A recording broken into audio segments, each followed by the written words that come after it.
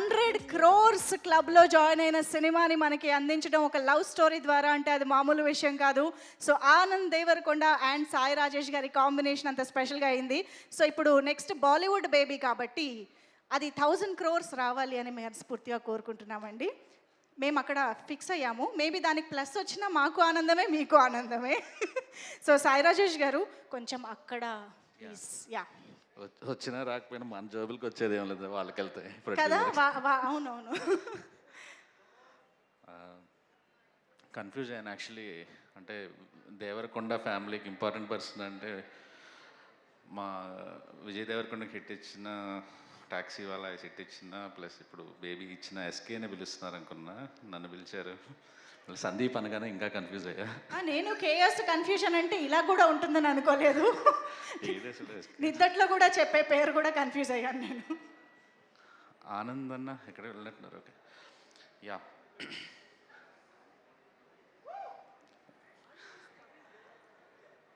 అంటే టీజర్కి నన్ను పిలిచారు, వారం జరగకుండా మళ్ళీ ప్రీ రిలీజ్ పిలిచారు. ప్రిపేర్ అవ్వలేదు కానీ ఆనంద్ ఈ సినిమా చేసేటప్పుడు యాక్చువల్లీ బేబీ సైమల్టేనియస్గా జరుగుతుండేది. సో జరుగుతున్న టైంలో అన్న ఎలా ఉందన్న నాతో వర్క్ చేసిన ఎక్స్పీరియన్స్, ఉదయ్తో చేసిన ఎక్స్పీరియన్స్ అంటే ఏమో అన్న బేబీ చేస్తున్నప్పుడు సాయంత్రం తలనొప్పితో హెడ్ఏక్తో అట్లా బాధగా వెళ్ళేవాడిని. ఇప్పుడు చాలా హ్యాపీగా ప్రశాంతంగా ఉంది. గమ్ గమ్ గణేష చేస్తుంటే అంటే ఆ ఎమోషన్ క్యారీ చేసి అక్కడ ఏమో గ్లిజరిన్లు ఏడుపులు అవి ఇవి, ఇక్కడేమో హ్యాపీగా ఆనందంగా మంచి సినిమా చేశాడు ఆనంద్. బేబీ అంటే చాలామంది పుష్పక విమానం తక్కువ మంది చూశారు.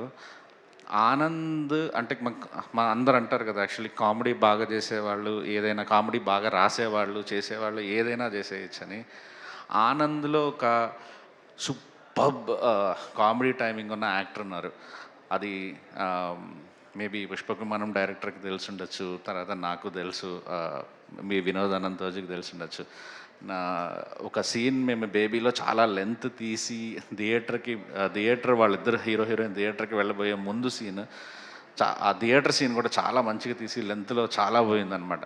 నేను ఎంత నవ్వుకుంటానంటే ఇప్పుడు ఆ ఫుటేజ్ అంతా కట్ చేసుకుని ఇప్పుడు కూడా చాలా ఇష్టం. ఇప్పుడు మేము ఆనంద్ ఎస్కేఎన్ ఒక సినిమా చేస్తున్నప్పుడు మొన్న నేను డైరెక్టర్ ముంబైలో కూర్చొని రాసుకుంటున్నప్పుడు అంతా రాసేసి ఫస్ట్ హాఫ్ అంతా రాసేసి అసలు ఎందుకు మళ్ళీ ఎమోషన్ వెళ్తున్నాం మనం, ఆనంద్ చేత మంచిగా ఈసారి ఫుల్గా లాస్ట్ చివరి అరగంట వరకు విపరీతంగా నవ్విద్దామని చెప్పి కూర్చొని మొత్తం రీరైట్ చేసి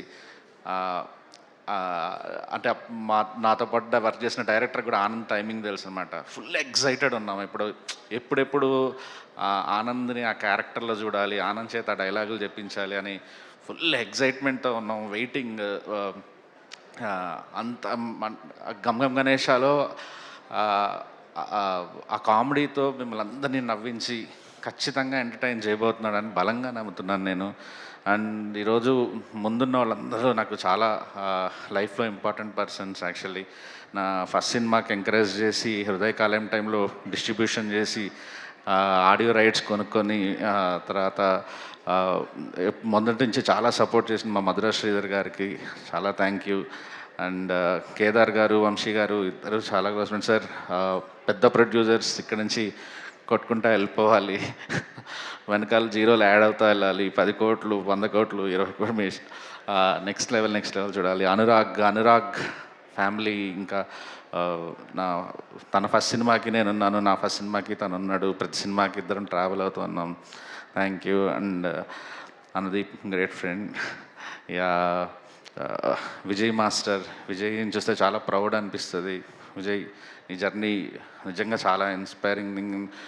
ఫస్ట్ టైం డబ్బింగ్ థియేటర్లో కొబ్బరిమంటకి నువ్వు చూపించిన వీడియో శాంపిల్స్ దగ్గర నుంచి ఈరోజు ఇండియా వైడ్ మోగిస్తున్న పుష్పకి నువ్వు డ్యాన్స్ మాస్టర్ అవటం అనేది చాలా ప్రౌడ్ థింగ్. అసలు నీ స్ట్రగుల్స్ దగ్గర నుంచి చూస్తున్నాను, గ్రేట్.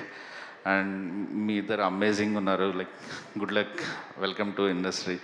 అండ్ సార్ మీకు తెలుసు నేను చాలాసార్లు మీకు చాలా పెద్ద ఫ్యాన్ నేను. మొన్న కూడా ఎస్ఆర్ కళ్యాణ్పై ఏదో ఒక లైన్లో నేను ట్రిప్ అవుతా ఉన్నాను, ఆనందం కూడా చెప్పాను నా ఈ లైన్ నేను అని చెప్పి. Thank you Emmanuel. నాకెందుకో ఇప్పుడు నన్ను ఇది వర్క్ చేయాలనిపిస్తుంది. ఇప్పుడు అదే బ్రెయిన్లో అదే అనిపిస్తున్నారే, రాస్తే బాగుంటుంది, మీద వర్క్ చేస్తే బాగుంటుంది అనిపిస్తుంది. ఐ థింక్ తొందరలో వర్క్ చేస్తాం అనుకుంటాను. సురేష్ బన్శెట్టి గారు, చాలామంది నాకు బేబీ సినిమా ఆడియోలో ఏదన్నా బాధ ఉందంటే చంటి పిల్లల పాటకి దానికి రావాల్సిన అందరు అట్లా దాన్ని మెచ్చుకోవట్లేదేమో ఇంకా అనిపిస్తుంటుంది అనమాట. ఒక సినిమా చూసి బేబీ లాంటి సినిమా మొత్తం సినిమా చూసేసి ఒక హాఫ్ అన్ అవర్లో ఆ పాట రాసి ఇచ్చేసాడు. క్లైమాక్స్ అయితే ఒక పక్క సింగర్ వచ్చి ఉంటే ఇక్కడ కూర్చొని లిరిక్స్ రాస్తున్నాడు. అంత టాలెంటెడ్ లిరిసిస్ట్ తను. అందుకే 5 పాటలు ఇచ్చాడు. తర్వాత ఇప్పుడు నా నెక్స్ట్ సినిమాలు అన్నింటిలో కూడా తను రాస్తున్నారు. గుడ్ లక్ అంటే టీం అందరికీ all the best. Uday, welcome to directors club. కుమ్మేసి థ్యాంక్ యూ. సాయి రాజేష్ గారు, మీరైనా వినాయక చవితి మెమరీ మాతో షేర్ చేసుకుంటే బాగుంటుంది, ఎస్పెషల్లీ అప్పుడు చిన్నప్పుడు. చిన్నప్పుడు ఏమండి బాగా ఎంజాయ్ చేసేవాళ్ళం అంతే.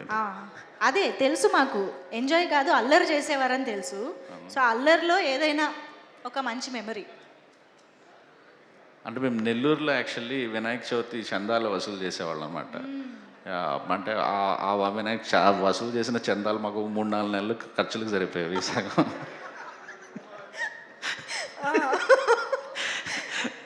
అది నిజమే సార్, అది జరిగేది చెప్తున్నాను.